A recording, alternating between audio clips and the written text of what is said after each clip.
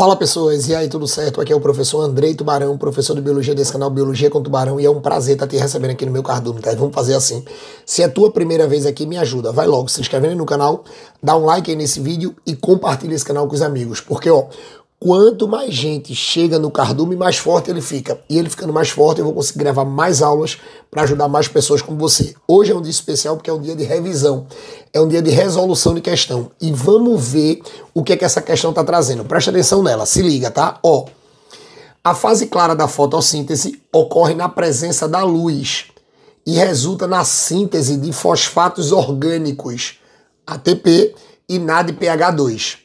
Contudo, uma molécula presente no meio ambiente precisa ser quebrada para fornecer os elétrons necessários para a síntese desses compostos. A molécula que sofre fotólise por meio do fotossistema 2, presente nos cloroplastos é denominado. Galera, é o seguinte, vamos com calma, vamos organizar tudo. Olha, a questão é fácil? É. Mas eu preciso que vocês lembrem que isso é uma questão de bioenergética. Isso é uma questão falando da parte bioenergética da fotossíntese, do metabolismo da fotossíntese, do processo fotossintético. O que é que eu preciso que vocês lembrem?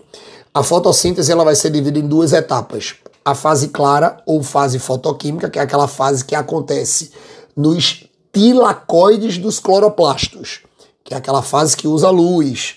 É aquela fase em que a clorofila vai absorver energia luminosa. Por isso que é chamada de fase clara ou fase fotoquímica, fotoluz. A segunda etapa é a fase escura ou fase química, que é aquela que acontece no estroma. É aquela que não usa luz. É aquela que não precisa de luz. Agora, pelo amor de Deus, não é porque ela é à noite, tá? É porque ela não usa luz. Tem monstrinhos por aí que pensam que é aquela fase que só acontece à noite. É não, meu filho, é porque ela não usa luz, tá? E o que é que eu preciso que vocês lembrem? A questão está falando da fase clara. Quando a gente trabalha com a fase clara, você tem que lembrar que na fase clara a gente vai ter três processos. As fotofosforilações, que é a cíclica e a acíclica, que é exatamente os processos onde você vai ter produção de ATP, ou produções de ATPs, que vão ser todos usados na fase escura, tá? Porque lembrem que tudo que é produzido na fase clara é gasto na fase escura. E eu vou ter uma etapa que é chamada de fotólise. Mas vê, fotoluz, lise quebra, fotólise da água, acabou. Se você lembrasse só do complemento do processo, que o processo é chamado de fotólise da água, o gabarito você já sabe que é a letra A. Fotólise da água. Porque o que é que acontece? Na fase clara da fotossíntese, a gente vai usar a água como fornecedora de elétrons. Na fotofosforilação acíclica. Porque lembrem, tá? Eu tenho duas fotofosforilações. Eu tenho a cíclica e eu tenho a acíclica. Sendo que esse processo que a gente chama de fotólise da água, ele vai acontecer, a fotólise acontece simultaneamente com uma fotofosforilação, que é a acíclica. E lembre que esse processo é chamado de acíclico, porque os elétrons que são usados na produção dos ATPs e são usados na produção dos NADPH2, eles vão ser usados a partir de duas clorofilas, tá? A clorofila P680 e a clorofila P700. Lembrando que a clorofila P680 é o fotossistema 2 e a clorofila P700 é o fotossistema 1. O que é que eu preciso que vocês também não esqueçam? As clorofilas elas vão absorver a energia luminosa. A partir do momento que elas absorvem a energia luminosa, essa energia luminosa vai ser guardada em dois elétrons. E esses elétrons, eu preciso que vocês tomem cuidado, que olhe, esses elétrons, quando eles absorvem essa energia, eles ficam muito instáveis, aí eles são liberados. Qual é o detalhe? Os dois elétrons que a P700 perde, eles vão ser usados para formar o NADPH2. Olhem para mim. Os dois elétrons que a clorofila P700, que o fotossistema 1 perde, vai ser usado para formar o NADPH2. Os dois elétrons que a P680 perde, que é o que a gente também chama de fotossistema 2, vai ser usado para formar ATP. Então vocês concordam comigo que as duas clorofilas elas perdem elétrons. Então as duas clorofilas vão ficar com uma deficiência. A deficiência da P700 vai ser suprida pelos 2 elétrons da P680, porque o que acontece?